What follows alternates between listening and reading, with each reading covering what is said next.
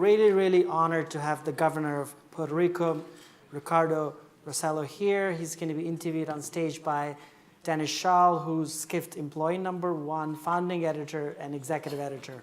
Dennis, you want to come up, Governor?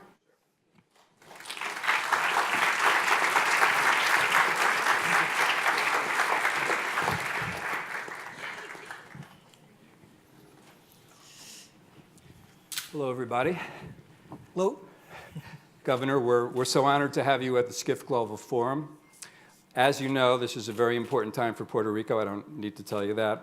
We just marked the 1-year anniversary of Hurricane Maria last week, September 20th, and all the death and destruction that caused. You should know that you have in this room, you have a lot of goodwill and support for Puerto Rico.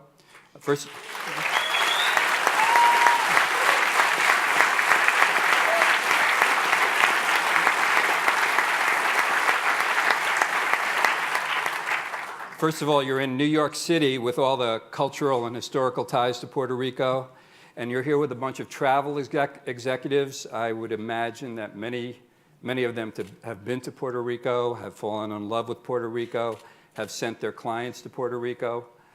Skift, we took our whole company to Puerto Rico this summer for our annual retreat. We planted some trees, we had some meetings. When it came time to go home, it was tough to get everybody back on the plane. You know who you are. So we have a lot to talk about. Hopefully we'll look back at what happened with Hurricane Maria, where the island stands today, and what your plan is to redevelop Puerto Rico. So first, let's get to the headlines, though. You've been a strong advocate for Puerto Rican statehood, and you've talked about the United States' century-long legacy of colonialism towards Puerto Rico. Well, this week, President Trump went on Fox News with Geraldo Rivera, of all people, a former Puerto Rican activist. And the president said that he's an absolute no on statehood for Puerto Rico because the mayor of San Juan is as bad as she is and as incompetent as she is. I have the feeling that you don't think this is the best way to make policy towards Puerto Rico. Well, first of all, thank you for inviting me. The honor's mine. Secondly, you're right. I don't think it's the best policy. I mean, we're talking about U.S. citizens here. It's more than 3 million U.S. citizens that live in Puerto Rico. Prior to the storm, only about 20% of U.S. citizens in the mainland knew that Puerto Ricans were actually U.S. citizens and that Puerto Rico was part of the United States. After the storm, more than 90% now know that. So we've been part of the United States for more than 100 years, but we've been, the real definition is that we're a possession of the United States. I know it sounds rough saying it like that, but it is quite legal. It is, in fact, constitutional, and it is one of the, last remnants of a colonial past that the world needs to eradicate. So, of course, I am shocked and against the president's statements for various reasons. Number one, why should 3 million U.S. citizens have to pay for a personal difference he has with somebody else? And number two, this is the biggest, in my view, the most significant civil rights issue of this time. And let me tell you why. I mean, if as the United States we're going all around the world and right here in the UN the past week saying that we are the standard bearer of democracy, how can we as a nation go to Cuba or Venezuela or Afghanistan and preach democracy when we're not even doing it back home, where we have 3 million disenfranchised U.S. citizens that fight the same wars, that, if they live in the United States, they have those voting rights. And here's the kicker. This is the weird, the weird construct of colonialism. If any of you decide to move to Puerto Rico, you would lose those voting rights. It's very bizarre, and it needs to end. So the short of it is of course, he's wrong, and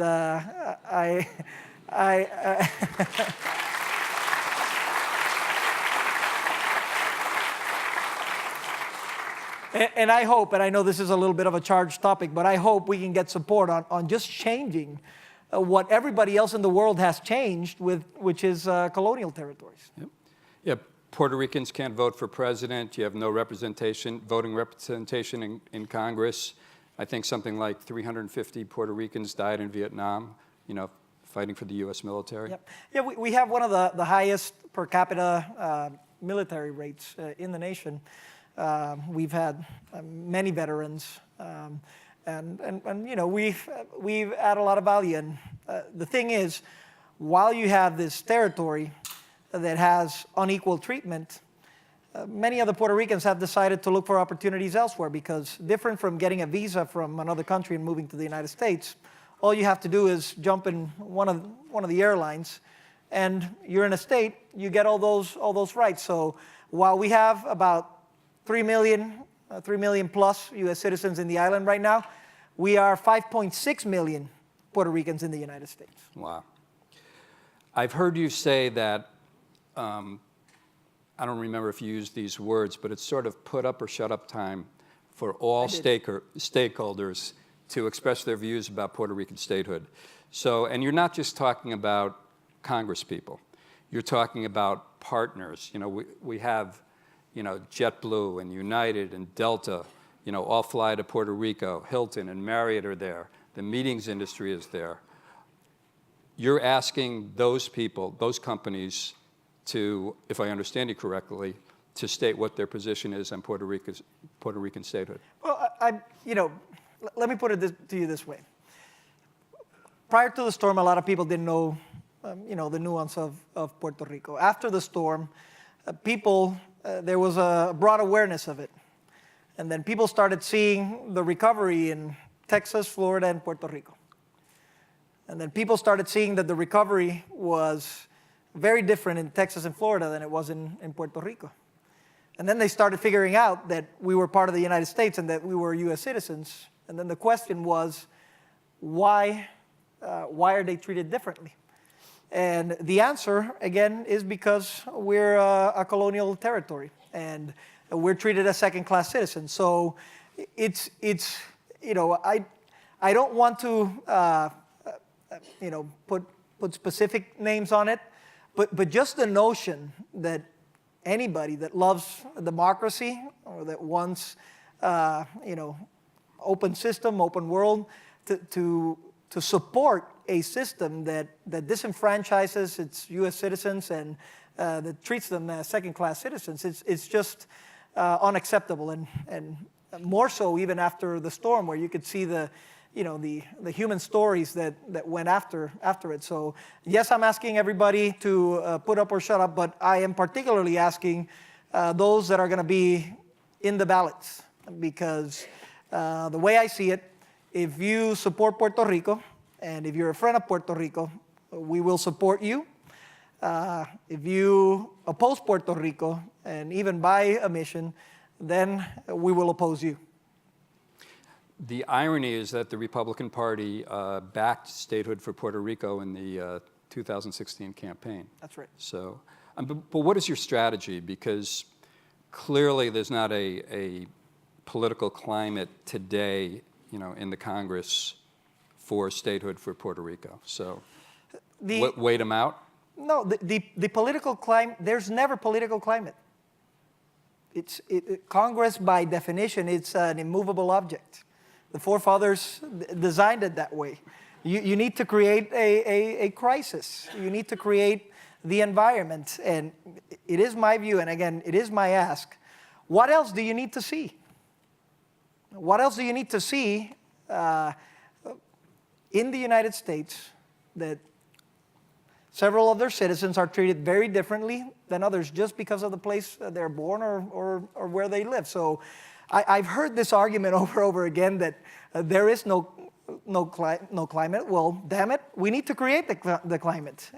We need to create that environment, because otherwise things are just going to stay as is. and then change, which is very much needed, is never going to follow. Speaking of creating a crisis, why not independence for Puerto Rico? You have a unique culture, you have a national identity. What's wrong with independence? You know, independence and statehood, in my view, are dignified ends to this process. But there's a democratic part to all of this. And our folks have been asked many a times what they want to do, what they want to become. The last two plebiscites, they've chosen statehood. And independence has a very small segment of the population that has their support. You know, independence is a dignified end, but the people of Puerto Rico want statehood. And regarding culture, you know, I think that's one of our greatest added values when we see Puerto Rico as a destiny, and I hope we can transition to that at some point. You know, Puerto Rico, the culture is not made by you know, the political status. I mean, if we have a great culture now, being a colonial territory, imagine what we can showcase if we don't.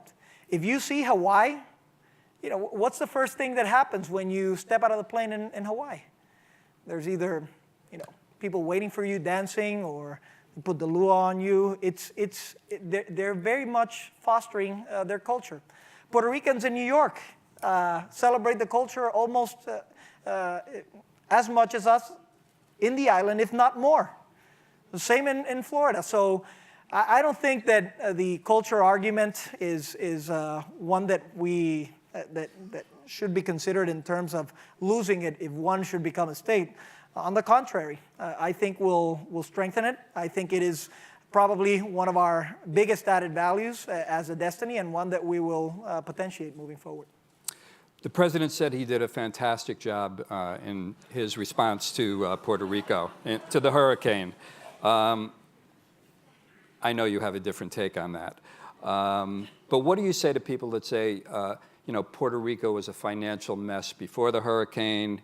You know, why do we need to come in here now and clean up that mess? Well, disasters are financial situation agnostic. They are ethnic agnostic. They are, you know, location agnostic. A disaster happened in Puerto Rico. They should be. Yeah, well, that's right. They should be. So our response should be agnostic to that. It doesn't matter if you are rich or poor. It doesn't matter if you are Latino or if you're black. If a hurricane or an earthquake hits you, the response should be the same to that jurisdiction. And unfortunately, that hasn't been the case. And it hasn't been the case because of the second-class treatment. But you know, we did have, and we do have, financial challenges in Puerto Rico.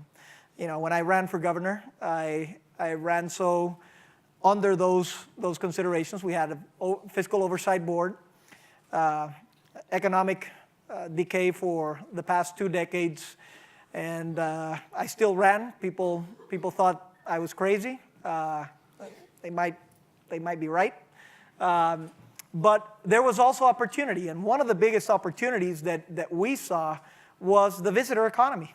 I mean, many people see Puerto Rico and sort of figure and sort of assume that most of our economy is developed from tourism, and it's not. It's only about 6.5%, depending on what metrics you use, but it could certainly be much bigger. So when I was running for office, we saw this as one of the critical opportunities for us to showcase our culture, our authenticity, and invite visitors to come to Puerto Rico. We started seeing data in our region, and we saw that we had a unique window to differentiate from others and to extend the length of stay and have more folks come to Puerto Rico. Now, one of the things that we did prior to the storm was create a destination marketing organization. Promotion was ran by government before, and what tended to happen was we would have branding, new government would come in, new branding would come in, and that happened continuously. So we decided, after a big battle, to externalize it.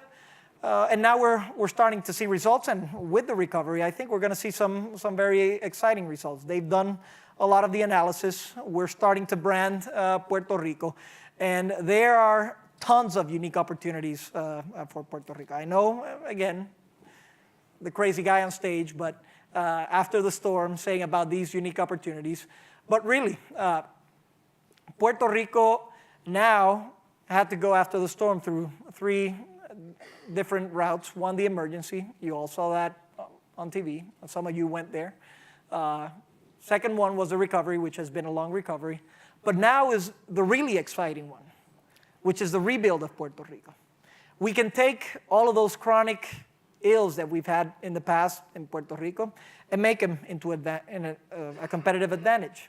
The energy grid, instead of being one of the worst in our region, can become the model for the Americas on how renewables should be used or how resiliency should be implemented. How are you approaching that, the energy grid? The energy grid, we immediately after the storm, we signed a bill for the transformation of the grid. The idea is, to put it very simply, right now, most of our energy grid is old, not maintained, unreliable, run by fossil fuels mostly, mostly expensive petroleum. And what we're doing is we're shifting in design towards leapfrogging into about 40 to 45% renewables. And then the remaining will be diversified between cleaner forms of fossil fuel.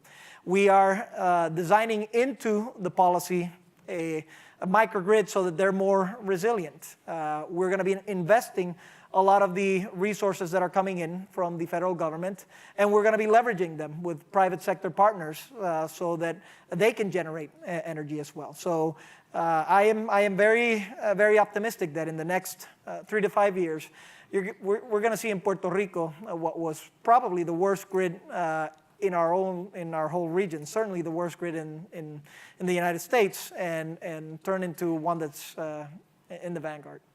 Is Puerto Rico still in crisis? I ask because the New York Times did this great story last week about a town, Punta Santiago, yes, near where the hurricane made landfall, southeastern Puerto Rico. And they saw the middle-class parts of town had been rebuilt, but they went with photographers and reporters to 160 homes, and they found that people were living in tents and garages. They were living with mold. They were living with leaky roofs if they had roofs. So how do you look at the situation, outside San Juan, out in the countryside? Well, first of all, you set me up to gain some brownie points with my wife, because she made an effort in Punta Santiago. That's called Fortaleza para Ti. They worked with the DMO. They worked with other stakeholders from the visitor economy. And Punta Santiago is, has its very poor areas, but if you take a moment and see it for what it could be, it could be a magnificent tourist destination. And they started rebuilding. They were there for months rebuilding, but there's certainly still a lot of work to be done. The funding hasn't flowed as we expected from the federal government on the FEMA side. Now on the HUD side of things, we just recently got a grant for $1.5 billion, and $1 billion of that is going to be used for housing. Our commitment is to make sure that we can get all of those folks that don't have roofs right now, about 55,000 of them, wow, and make sure that they can get their roofs back quickly.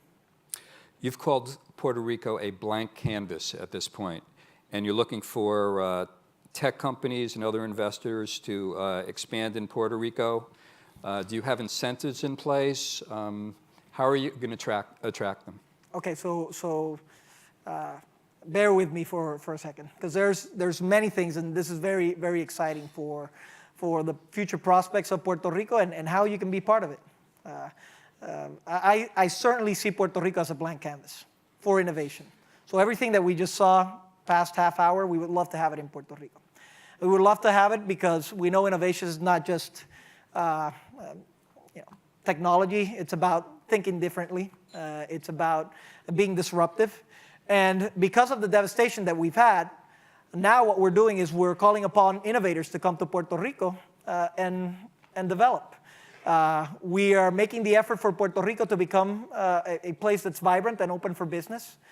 We are, at least my aspiration or my hope is that we can turn Puerto Rico into the home of the human cloud, which is what we're calling, essentially reverting what has been a past of folks leaving the island, and then a future of people seeing the island for what it is, the incentives it has, the great quality of life that it could have, and people in a geographically independent, job-independent world can see Puerto Rico as their destination to leave. So how are we going to get there?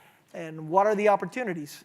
Number one, there's going to be between $80 and $100 billion that come for the rebuild. Now, our focus on that rebuild is not just to put things as they were before. Again, we want to innovate. On housing, we don't just want to give people roofs again. We want them to have safer housing towards the future. We want them to be able to mitigate a storm or an earthquake or God knows what, right? We want them to be ready for it. On energy, on water, we want to make sure that we can push forward that envelope. So there's going to be a lot of investment there. Secondly, Puerto Rico has some of the most competitive incentives in our region and certainly in the United States. We have the most competitive treatment for companies that are exporting services in the United States. We have the most competitive treatments for medical doctors. We have the most competitive treatment for investors of certain wealth that would come and become residents of Puerto Rico. We are creating an incentives code where we're going to use an ROI to measure what the government is investing on and seeing if it's in the benefit of the people of Puerto Rico. We've done permits reform, we've done labor reform, we've externalized a bunch of other services. We have a nice toolkit on the local level that's going to be great. And then the last thing, which I think is a huge opportunity, not only in Puerto Rico but in general for the tourism sector, is this thing called the opportunity zones. Now, I can talk about opportunity zones for hours. I'm not going to punish you, but I will certainly tell you that it stems from the tax reform. It was little known. It was a project that was bipartisan and sort of got shoved in to the tax reform. And essentially what it does is it identifies capital that was frozen, essentially not used from capital gains, people holding it back for capital gains taxes.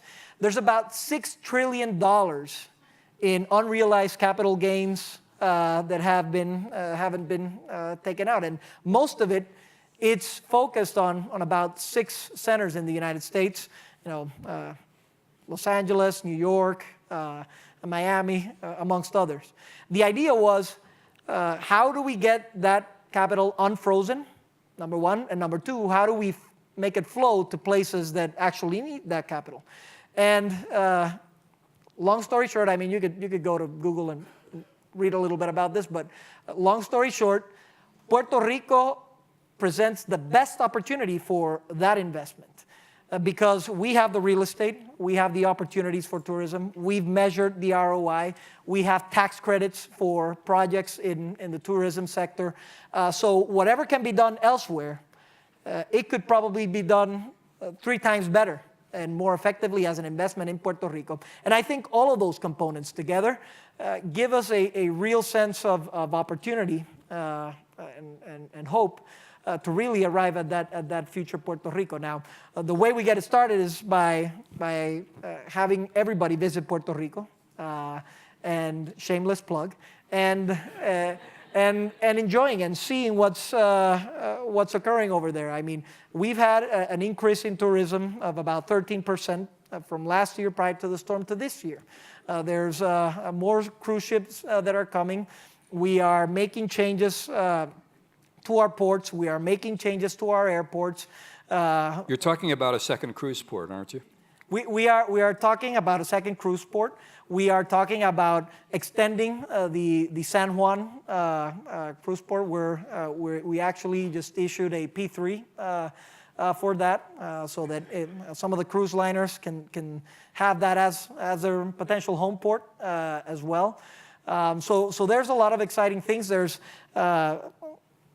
vibrant developments occurring in the vicinity of the ports as well, and I have to recognize that all of this we've been able to do it under the leadership of Carla Campos, who is our tourism director. She has been simply phenomenal. And we'll be hearing more from her tomorrow. That's right. Yep. So we're getting short on time. What sort of lessons? I talk a lot. What sort of lessons have you learned from this whole experience, since you become a governor in the storm? And Well, I would say, number one, prepare for the very worst, right? When we looked, I was 8 months into the administration. We got hit by the storm. We executed protocols, but when we saw back, and again, hindsight's 2020. But when we saw back the protocols in Puerto Rico and in the United States, which should be very worrisome, we're not prepared for a Category 4, Category 5 hurricane. Right? We're not prepared for an event where you lose all electricity, all communications, little access to roads, healthcare, and so forth. So I would say that the biggest lesson is to prepare for the worst, and then secondly, in these devastations, and I'm sure you've heard a lot of the things that have gone. We make mistakes. I think we need to own up to those mistakes, and as leaders, learn from them. And my hope is that the mistakes that I've made, the mistakes that others have made in our administration, in the federal level, instead of just trying to, sweep them under the rug, we can use them as a learning experience, so that the next time Puerto Rico's hit, or the next time any of your jurisdictions is hit, we'll be better off and better prepared for it. that must be a major concern for investors. That must make it somewhat of a tough sell. You recently went to Silicon Valley. You talked to Tesla and LinkedIn and Gap about investing in Puerto Rico. So what are you telling them about what happens the next time?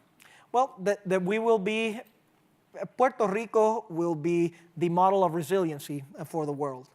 I can tell you that everything that we're doing, I just hear the word resiliency just spinning in my head all day long, because everything that we're doing has to have an element of innovation and resiliency baked into it, because we are subject to those hits. But we have also learned that if we build better, if we build smarter, if we use this opportunity to innovate, weather patterns are going to be changing all over the world, and we're going to get hit by hurricanes of this magnitude, and by other insults of nature. The question is, how do we prepare for it?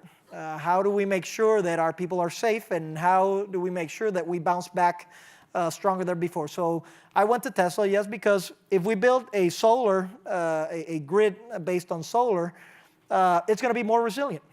We've already seen it with what happened in Puerto Rico. We've gone to other stakeholders, builders as well, because we want to see what materials they're going to be bringing forth, and how we can build stronger and better before.